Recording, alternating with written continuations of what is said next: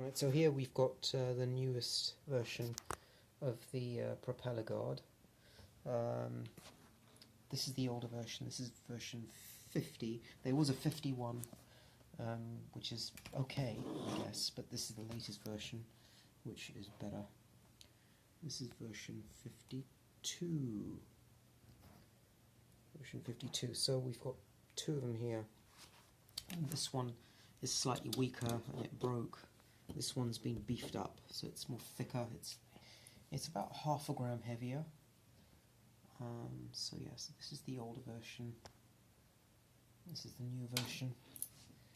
To give you an idea of the weight, let's quickly weigh this.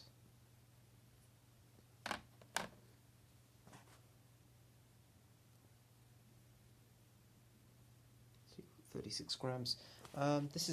This one is actually, this older version is roughly 35.5 grams, so it's slightly lighter. But this is going to be considerably stronger. This is going to be considerably stronger in terms of crashes and protecting the aircraft during a crash. It's going to be a lot better. So we're going to fit this one on and see what happens.